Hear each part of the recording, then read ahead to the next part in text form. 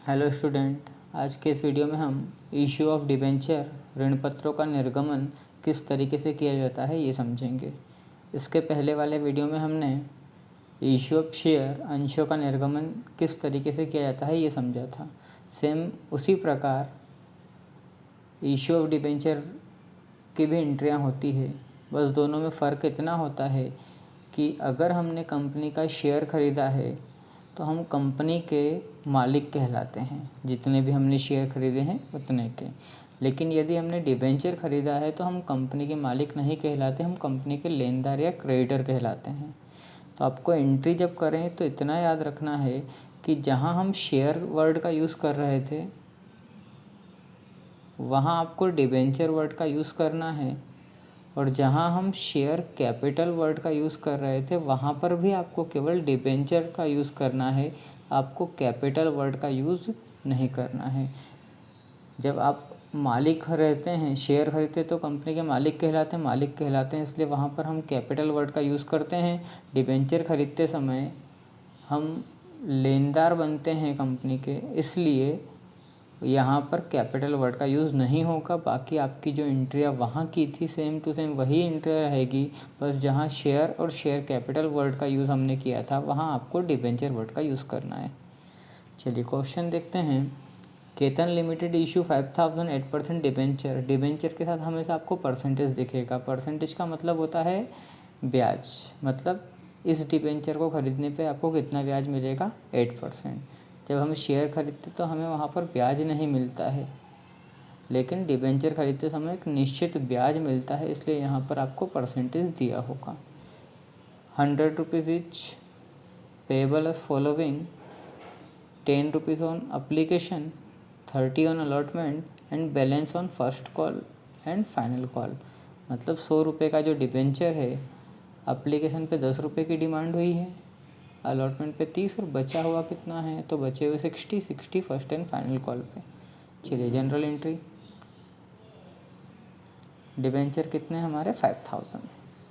तो देखिए जैसे हमने शेयर वाले एंट्री समझी थी वही रूल आपको यहाँ भी फॉलो करना है। जिसने वो वीडियो नहीं देखा है तो आपको याद रखना है, फर्स्ट, फोर्थ, सिक्स्थ और 8th नंबर की जो एंट्री होगी उसमें आपको बैंक वर्ड का यूज़ करना है। बैंक को क्या करेंगे हम, डेबिट। और सेकेंड, थर्ड, फिफ्थ और 7th नंबर की जो आपकी एंट्री होगी वहाँ आपको ओनली डिबेंचर वर्ड का यूज़, वहाँ हमने कैपिटल, यहाँ पर डिबेंचर वर्ड का यूज़ करना है। तो देखिए पहली एंट्री हमारी होती है, बैंक में पैसा आया, किस चीज़ का आया, एप्लीकेशन का। इसके पहले वाले वीडियो में हमने यहाँ पर क्या लिखा था, एप्लीकेशन, लेकिन क्या लिखा था, शेयर। शेयर की जगह पर क्या आया, डिबेंचर। कितना आया, अमाउंट आया 50,000। फिर एप्लीकेशन को डेबिट किया, क्रेडिट में आपको क्या लिखना है, जितनी परसेंटेज दिया और डिबेंचर। फिर एप्लीकेशन की जगह पर अलॉटमेंट वर्ड का यूज़ होगा। 30 रुपये थे तो कितना आएगा, 5000 में 30 का इंटू करेंगे कितना आएगा, 1,50,000। यही अमाउंट कहाँ आ गया, बैंक में। फिर फिफ्थ नंबर की आपकी एंट्री होगी, वहाँ भी आपको यही करना है। फिफ्थ नंबर की एंट्री आपकी काय की होगी, फर्स्ट कॉल की। फर्स्ट के साथ फाइनल है, कितने रुपए, तो रुपए आपको नहीं दिए थे, हमने कैसे पता किया, 100 रुपये का डिबेंचर था।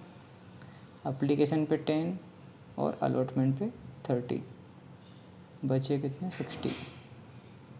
तो 60 इंटू 5000 आपका कितना आएगा, 3 लाख। अपने फर्स्ट एंड फाइनल कॉल पे कितने की डिमांड हुई, 3 लाख रुपए की। बैंक में भी कितने रुपए आ गए, 3 लाख। तो सेम शेयर वाले चैप्टर के जैसा ही होगा ये सॉल्व, पर जहाँ शेयर वर्ड का हम यूज़ कर रहे थे वहाँ आपको डिबेंचर वर्ड का यूज़ करना है। सेकेंड क्वेश्चन पे आते हैं। यहाँ पर कितने डिबेंचर दिए हैं, 4000। परसेंटेज यहाँ पर 8% की जगह कितना दे दिया है, 10%। और यहाँ भी कितने का है, 100 रुपीज़ का, लेकिन साथ में यहाँ क्या दे रखा, प्रीमियम। कितना परसेंट, 5%। तो 100 रुपीज़ का 5% कितना था, 5। और प्रीमियम का मतलब आपको बताया है जितने का शेयर है उससे ज़्यादा पे करना। तो 100 + 5 कितना होगा, 105। एप्लीकेशन पे 20, अलॉटमेंट पे 35 इंक्लूडिंग प्रीमियम। तो याद रखिए 35 में 5 रुपये प्रीमियम का है। इसका मतलब ये हुआ कि डिबेंचर का अमाउंट 30 रुपये है और प्रीमियम का कितना, 5। और बैलेंस अमाउंट जो है वो फर्स्ट एंड फाइनल, मतलब यहाँ पर भी कितनी एंट्री होगी, 6, क्योंकि सेकेंड कॉल यहाँ पर भी नहीं है। तो प्रीमियम की एंट्री कौन सी एंट्री के साथ करने का कहा था आपको, शेयर में थर्ड, यहाँ पर भी थर्ड के साथ प्रीमियम की एंट्री होगी। चलिए, सबसे पहले एप्लीकेशन पे कितने आए, 80,000 रुपये। किस चीज़ के आए, डिबेंचर एप्लीकेशन बैंक में आए, इसको डेबिट किया। फिर आते हैं हम अलॉटमेंट पे। अलॉटमेंट पे कितने रुपए बोले गए थे, 35। 35 में से 5 रुपये प्रीमियम के हैं, तो कुल मिला के अलॉटमेंट में 35 इंटू कितने हैं डिबेंचर, 4,000। 35 में 4,000 का इंटू करेंगे 1,40,000। अब 35 रुपये में से 5 रुपये हमारे काय के हैं प्रीमियम के, मतलब बचे हुए काय के 30 रुपये डिबेंचर। तो 30 इंटू डिबेंचर के कितने होंगे, 30 इंटू 4,000, कितना हो गया, 4 × 12 1,20,000। और 5 रुपये हमारे प्रीमियम के थे, तो 5,000, 5 रुपये इंटू 4,000 डिबेंचर कितने होंगे, 20,000। तो यही अमाउंट हमारा कुल मिला के अलॉटमेंट पे आने कितने रुपए थे, 1,40,000। बैंक में कितना आ गया हमारा अमाउंट, 1,40,000। फर्स्ट कॉल पे आते हैं। बैलेंस अमाउंट बोला था उन्होंने कि जो बैलेंस बच रहा है वो फर्स्ट एंड फाइनल कॉल पे। तो देखिए, एप्लीकेशन पे उन्होंने हमसे कितने रुपए बुलवाए, एप्लीकेशन पे बुलवाए थे 20, अलॉटमेंट पे 35। तो देखिए, कुल मिला के 100 + 5 आने कितने थे, 105। 105 में से एप्लीकेशन पे 20 और अलॉटमेंट पे 35, तो मतलब 55 रुपये तो हमने ऑलरेडी बुलवा लिए हैं। तो 105 में से 55 गए कितने, 50, मतलब फर्स्ट एंड फाइनल कॉल पे कितने रुपये, 50 रुपये। तो 4,000 इंटू 50, 4×5 = 20। कितना amount first and final call पे, डिमांड कितने की हुई, 2 लाख की। बैंक में भी कितने रुपए आ गए हैं आपके, 2 लाख रुपए। किस चीज़ के आए, फर्स्ट एंड फाइनल कॉल के। तो इस तरीके से यहाँ पर भी वैसे की वैसे एंट्री करना है। बस आपको क्या याद रखना है, जहाँ हमारा शेयर था या शेयर कैपिटल था, वहाँ पर किस वर्ड का यूज़ करना है, डिबेंचर का। अब आपको एक चीज़ और याद रखना है कि शेयर जब हम इशू करते हैं तो डिस्काउंट पे नहीं कर सकते हैं, लेकिन डिबेंचर को डिस्काउंट पे इशू कर सकते हैं। डिस्काउंट का मतलब होता है पैसा कम लेना। प्रीमियम में पैसा जब ज़्यादा हो रहा था तो एंट्री आपको क्रेडिट में करनी है, डिस्काउंट में पैसा कम लेते हैं, इसलिए डिस्काउंट को आपको क्या करना पड़ेगा, डेबिट। तो नेक्स्ट क्वेश्चन जो है हमारा वो डिस्काउंट का है। यहाँ पर कितने डिबेंचर, 8,000। अब यहाँ परसेंटेज कितना है, 6। तो यहाँ देखिए क्या है, 6, ये 6, ये 6। एक कितने का है, 100 रुपीज़ का। यहाँ डिस्काउंट कितना है, 10 रुपीज़। 10% मतलब 100 का 10% कितना होगा, 10। तो 100 रुपये में से 10 रुपये का अगर कंपनी वालों ने हमें डिस्काउंट दिया है तो हम जमा कितने करेंगे, 90 रुपये। फिर आगे बोल रहे हैं payable 40 on application and the balance on allotment. कुल मिला के 100 रुपये के डिबेंचर में से 40 एप्लीकेशन पे थे, बचे हुए कहाँ पर आएंगे, अलॉटमेंट पे। तो आपको ये याद रखना है कि जब भी क्वेश्चन में application allotment first call second call होता है या एप्लीकेशन के साथ अलॉटमेंट होता है तो आपको डिस्काउंट हमेशा अलॉटमेंट वाली एंट्री के साथ ही लिखना है। जैसे प्रीमियम की एंट्री होती है थर्ड एंट्री के साथ, ऐसे ही डिस्काउंट की एंट्री भी आपको थर्ड एंट्री के साथ ही करनी है जो अलॉटमेंट की होती है वो। तो चलिए, 8,000 इंटू एप्लीकेशन पे तो कितना अमाउंट है, 40 रुपये। तो 8 × 32, आपका अमाउंट कितना हो जाता है, 3,20,000 बैंक में आ गए, काय के आ गए, एप्लीकेशन के। चलिए, अब हमारी थर्ड एंट्री आती है अलॉटमेंट की। अलॉटमेंट पे उन्होंने अमाउंट क्या बोला, बैलेंसिंग अमाउंट अलॉटमेंट पे। तो देखिए 100 रुपये का डिबेंचर था, एप्लीकेशन पे उन्होंने खुद ने दे दिए कितने, 40, बचे कितने, 60। अब 60 रुपये में से डिस्काउंट के कितने रुपये, 10 रुपये, मतलब बचे कितने, 50। अलॉटमेंट पे कितने रुपए आने चाहिए, 50 इंटू डिबेंचर कितने हैं हमारे, 8,000।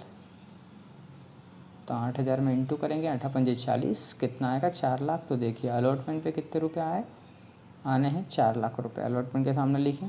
अभी आपको बताया मैंने प्रीमियम क्रेडिट होता है लेकिन डिस्काउंट डेबिट होता है, कौन सी एंट्री के साथ, तीसरे नंबर की एंट्री के साथ। तो डिस्काउंट को डेबिट करेंगे, क्या लिखोगे, डिस्काउंट ऑन डिबेंचर या डिस्काउंट ऑन जो भी परसेंटेज है उसके साथ डिबेंचर।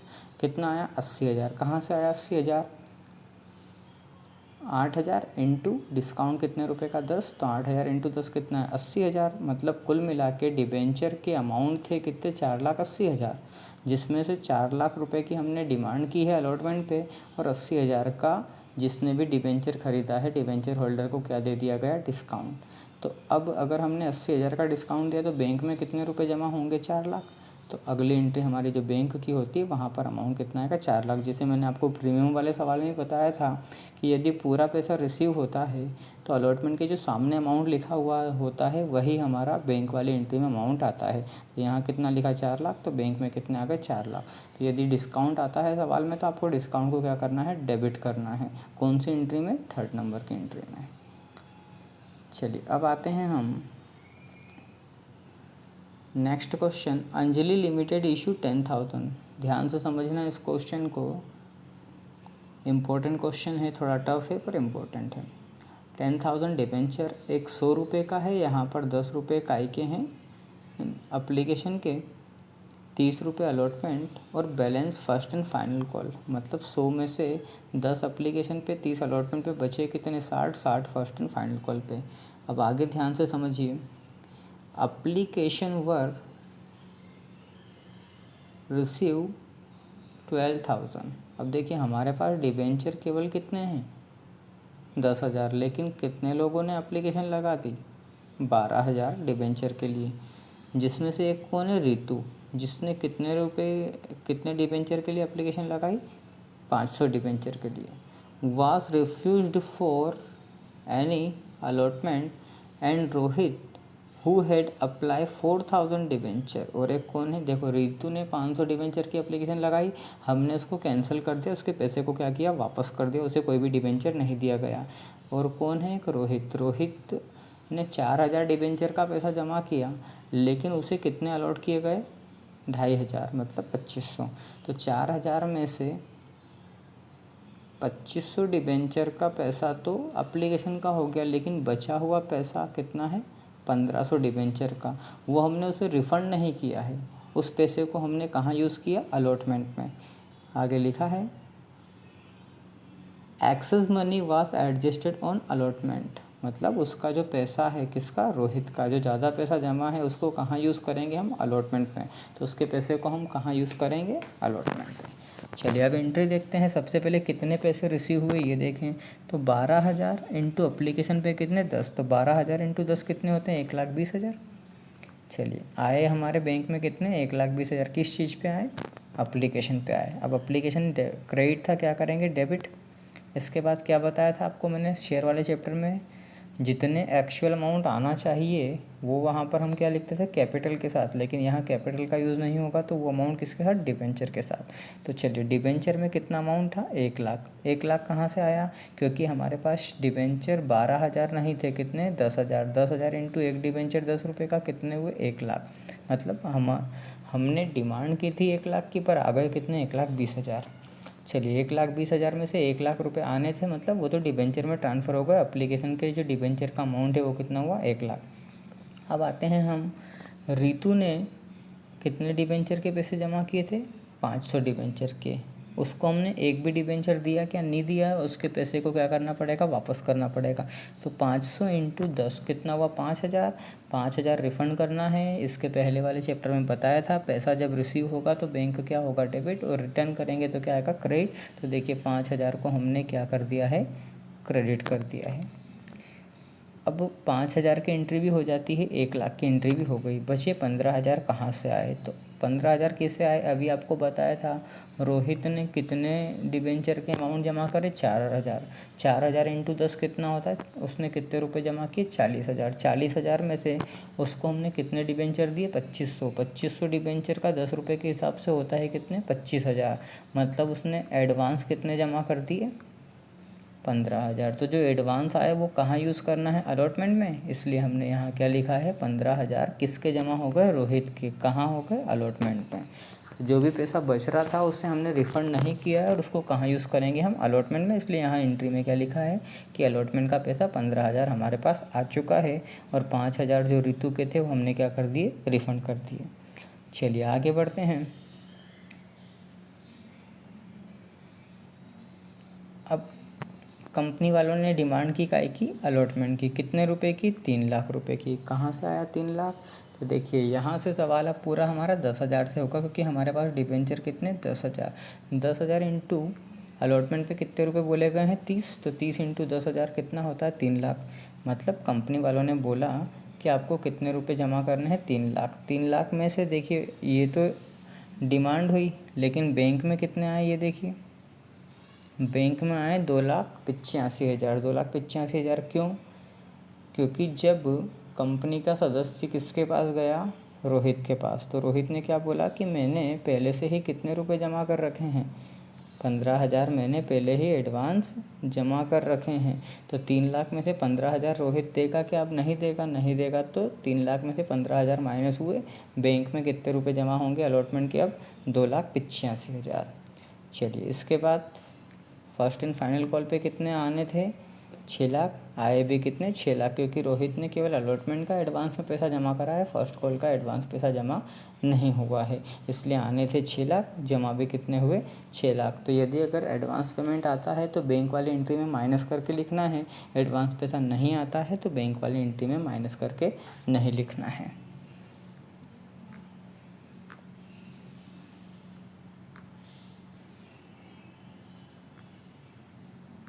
चलिए अब आते हैं हम क्वेश्चन नंबर 6 पे। Anurag limited issue 10,000 9% debenture of 10 ईच। अनुराग लिमिटेड ने 10,000 डिबेंचर इशू किए, एक कितने का है, 10 रुपये का है। अमाउंट बोल रहे हैं वो एप्लीकेशन पे 2, अलॉटमेंट पे 4, और जो बचा हुआ है वो फर्स्ट एंड फाइनल कॉल पे मतलब 4 रुपये। अब आगे वो क्या बोल रहा है ध्यान से देखिए। Allotment and first and final call amount were not paid on 500 debenture, मतलब किसी ने हमसे 500 डिबेंचर खरीदे थे, ना तो उसने अलॉटमेंट का पैसा जमा किया और ना ही उसने फर्स्ट एंड फाइनल कॉल का पैसा जमा किया, तो हमें इसकी जनरल एंट्री करना है। तो देखिए जनरल एंट्री तो 6 ही होगी, बस आपको ये याद रखना है कि यदि किसी कारण से पैसा जमा नहीं होता है तो बैंक वाली एंट्री में उतना अमाउंट हमें माइनस करके लिखना है। तो देखिए डिबेंचर कितने, 10,000, एप्लीकेशन पे 2 रुपये, अलॉटमेंट पे 4, और फर्स्ट एंड फाइनल कॉल भी कितने रहेंगे, 4। तो फर्स्ट एंट्री जब होगी हमारी एप्लीकेशन का तो सभी ने पैसा दिया है, तो 10,000 में काय का इंटू करेंगे, 2 का कितना आएगा, 20,000। तो देखिए एप्लीकेशन की जो हमारी एंट्री होती है, बैंक में पैसा आया, काय का आया, एप्लीकेशन का, कितने आया, 20,000, इसको हमने ट्रांसफ़र कर दी कहाँ, डिबेंचर अकाउंट में। यहाँ तक तो कोई प्रॉब्लम आपको नहीं होनी चाहिए। अब अलॉटमेंट पे बोला गया है कितने, 40 रुपये, मतलब 4 रुपये। तो 4 रुपये अगर बोले गए तो 10,000 इंटू 4 कितना होता है, 40,000। 40,000 की डिमांड हो गई है काय पे, अलॉटमेंट पे। लेकिन ध्यान से देखिए बैंक में कितने रुपए आए, 38,000। अलॉटमेंट पे आने कितने थे, 4,000। यहाँ तो कोई एडवांस भी नहीं आया, फिर पैसा कम क्यों आया, क्योंकि जिसने 500 डिबेंचर खरीदे थे उसने अलॉटमेंट का पैसा जमा नहीं करवाया। अब उसने कितने डिबेंचर खरीदे, 500, इंटू 1 पे कितने रुपए जमा करने थे, 4, तो 500 में 4 का इंटू करेंगे कितना आएगा, 2,000। इसका मतलब कंपनी के पास 2,000 रुपये रिसीव नहीं हुए अलॉटमेंट के। तो अलॉटमेंट पे आने थे कितने, 40,000, जिसमें से रिसीव कितने नहीं हुए, 2,000। तो बैंक में कितने जमा होंगे, 38,000, इसलिए बैंक वाली एंट्री में आपका अमाउंट कितना आएगा, 38,000। ऐसा ही फर्स्ट कॉल पर भी करना है। फर्स्ट कॉल पे कितने रुपए आने थे, 40,000, क्योंकि वहाँ पर भी 4 रुपये हैं। यहाँ पर भी उसने फर्स्ट कॉल का पैसा भी जमा नहीं किया, तो यहाँ पर भी अमाउंट कितना आएगा, 38,000, क्योंकि यहाँ पर भी कितने डिबेंचर है, 500। तो इस तरीके से यदि अगर इसको हम बोलते हैं कॉल इन एरर, तो यहाँ क्या करना है, यदि किसी कारण से कोई पैसा नहीं आता है, नहीं आएगा, तो उस अमाउंट को आपको बैंक वाली एंट्री में माइनस करके लिखना है, ये आपको याद रखना है। चाहे तो आप डायरेक्ट ऐसी एंट्री कर सकते हैं बैंक वाली, या आप एरर की एंट्री करना है तो आप एरर की एंट्री भी कर सकते हैं, पर इजी वही है कि हमें ये लिखने की कोई ज़रूरत नहीं, सीधे हम अमाउंट लिखेंगे, बैंक में आए 38,000, काय क्या है, अलॉटमेंट के, बैंक में आए 38,000, किस चीज़ क्या है, फर्स्ट एंड फाइनल कॉल। तो ये आपको एंट्री करने की ज़रूरत नहीं है, आप डायरेक्ट मेथड यूज़ कर सकते हैं। चलिए अब जो सवाल आने वाले हैं, यहाँ पर कंपनी कोई भी असेट्स खरीदेगी या कोई भी बिजनेस खरीदेगी। जब कोई बिजनेस खरीदते हैं तो सवाल किस तरीके से होते हैं, इस टाइप का सवाल हर साल एक पूछा जाता है 4 नंबर में। तो इन सवालों को भी आपको अच्छे से समझना है, हो सकता है 4 या 5 नंबर में इसका सवाल आपको पूछा जाए। तो देखिए यहाँ बोला गया है, Mona limited purchase business. Mona limited ने क्या खरीदा, बिजनेस खरीदा, पर प्राइस पेड 8% डिबेंचर। और जो बिजनेस खरीदा है वो कितने में खरीदा है, 3,30,000। उसके बदले में उसने क्या दिए, डिबेंचर दिए हैं। कितने के डिबेंचर दिए हैं, 3 लाख के, और उस पर प्रीमियम कितने का, 10% का। तो 3 लाख का 10% कितना होता, 30,000 हो गए, कुल मिला के 3,30,000। तो इसकी हम एंट्री कैसे करें, तो यहाँ याद रखना आपको वो वाले अब फॉर्मेट भूलना है, फर्स्ट एंट्री बैंक की या फोर्थ एंट्री बैंक की, वो चीज़ आपको याद नहीं रखना। अब आपको ये याद रखना है कि जो भी चीज़ आपने परचेस की है उससे सवाल स्टार्ट होगा, और जिससे आपने ख़रीदा है मतलब बेचने वाले का नाम, उसका नाम अगर क्वेश्चन में नहीं दिया होगा तो आपको वेंडर वर्ड का यूज़ करना है, और उसका नाम अगर दिया होगा तो आपको उसका नाम लिखना है।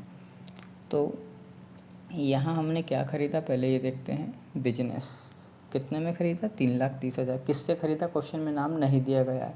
याद यहाँ ये रखना है कि बेचने वाले का नाम, ख़रीदने वाले का नाम हर क्वेश्चन में दिया होता है, लेकिन बेचने वाले का नाम हर क्वेश्चन में नहीं दिया होता है, और नहीं दिया होगा तो हम क्या लिखेंगे, वेंडर। तो 3,30,000 में ख़रीदा, किससे ख़रीदा, वेंडर से। मतलब हमको पेमेंट किसको देना है, वेंडर को। कितने, 3,30,000। तब हम उसको पेमेंट देते हैं, क्रेडिट से कहाँ लेके आए, डेबिट में। जैसे हम एप्लीकेशन को लाते थे वेंडर को। अब वेंडर को कितने देने हैं, 3,30,000। तो उसको हमने क्या दिए, डिबेंचर दिए। कितने के दिए, 3 लाख के।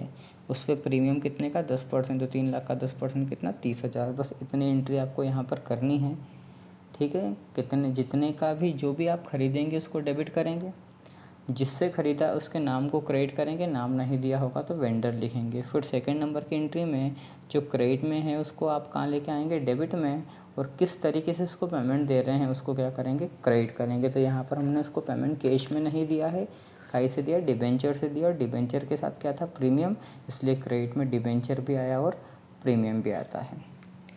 Next question,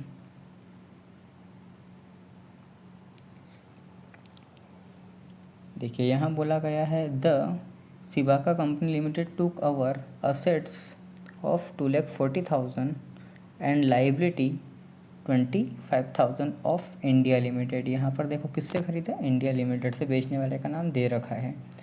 for the purchase consideration of 2,20,000 the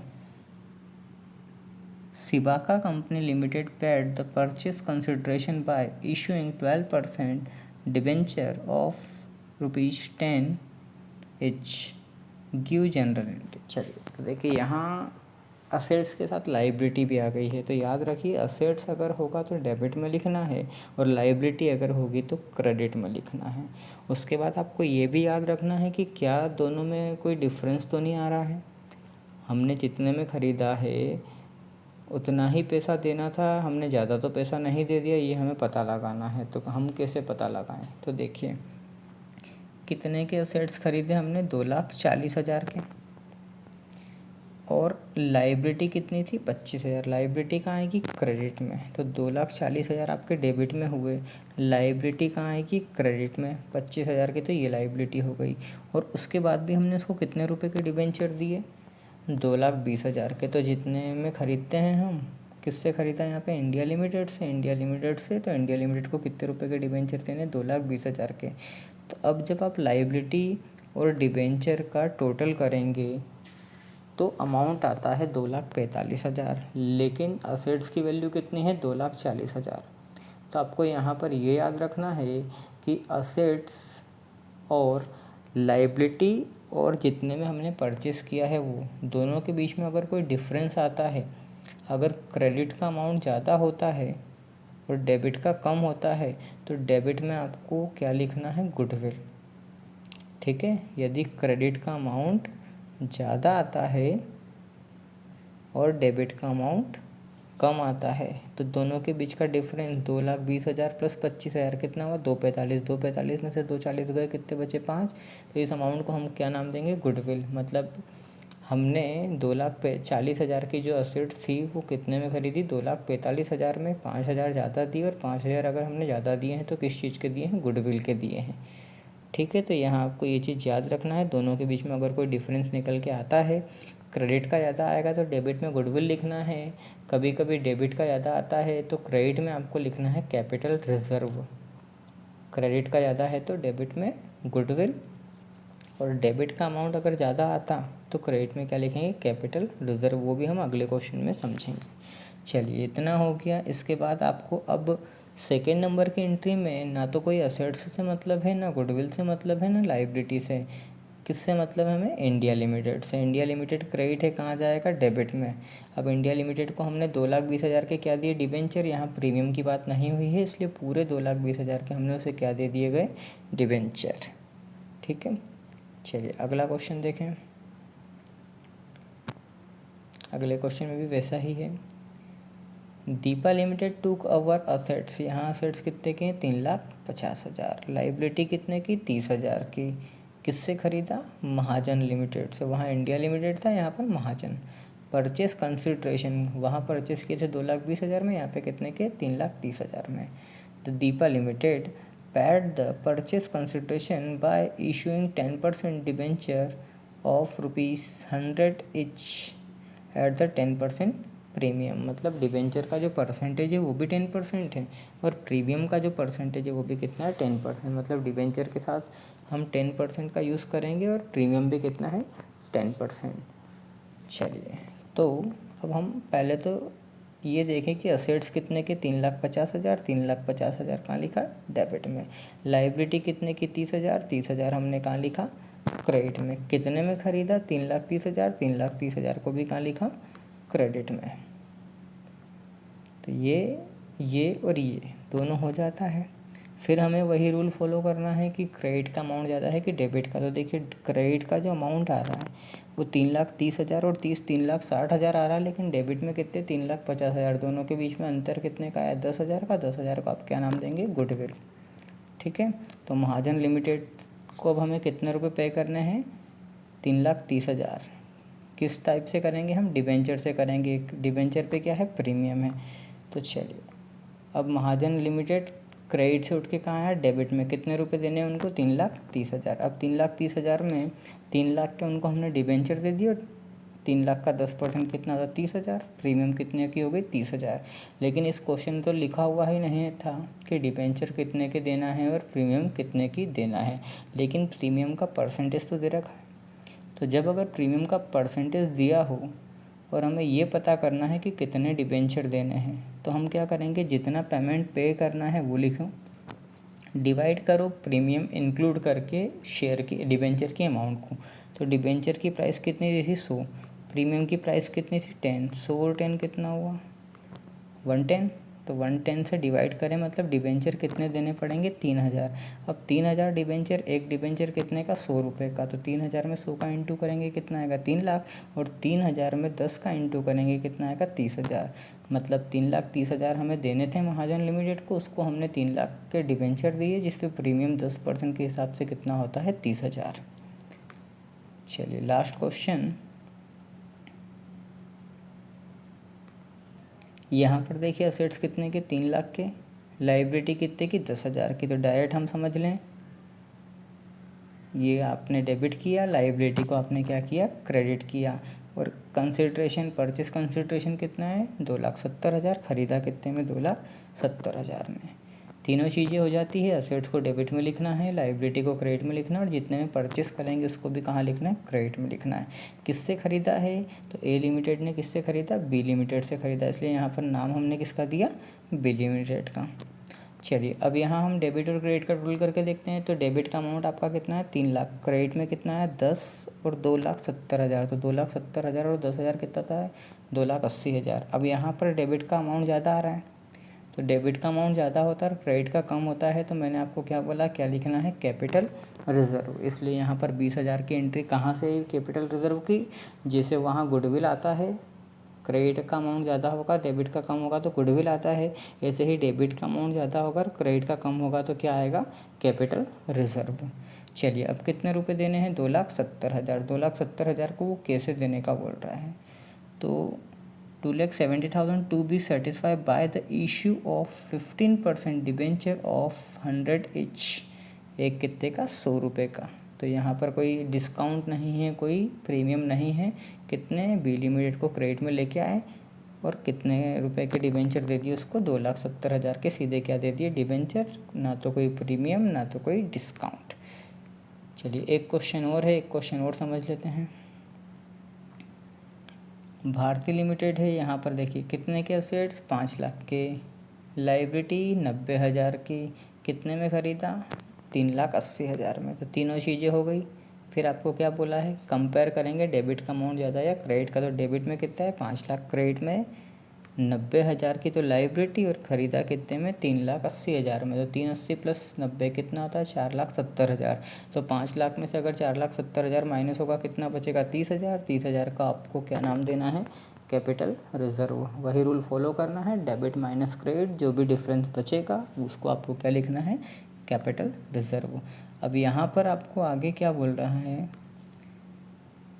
भारतीय लिमिटेड इशू 15% डिबेंचर। डिबेंचर का नाम क्या है 15, मतलब ब्याज कितना 15%, लेकिन डिस्काउंट दे रखा है कितना 5%। तो देखिए पिछले वाले सवाल में मैंने आपको बताया था कि जब प्रीमियम होता है तो हम क्या करते हैं, 100 रुपये का डिबेंचर था प्लस प्रीमियम कितना 10, तो हमने जोड़ा था दोनों को। ऐसे ही डिस्काउंट होगा तो क्या करेंगे, माइनस करेंगे। तो देखिए पेमेंट कितना देना है 3,80,000। अब डिस्काउंट क्या होता है आपको मालूम है, डेबिट, अभी बताया था मैंने कुछ क्वेश्चन पहले। तो प्रीमियम क्रेडिट होता है, डिस्काउंट डेबिट होता है। अब डिस्काउंट के 20,000 हम कहाँ से लाएं, तो उसके लिए हमें क्या करना है, सबसे पहले तो जितना पेमेंट करना है वो लिखना है।